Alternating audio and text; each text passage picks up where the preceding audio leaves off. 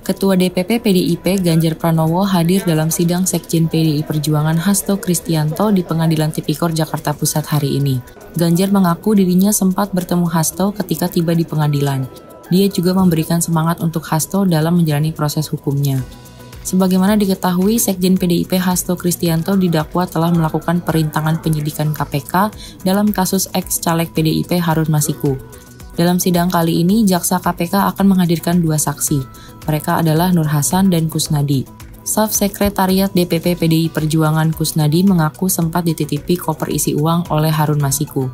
Kusnadi juga mengaku bertemu Harun Masiku di Rumah Aspirasi Jakarta Pusat pada akhir Desember 2019. Selain itu, Kusnadi mengaku mendapatkan pesan WhatsApp soal berkas pemeriksaan Harun Masiku.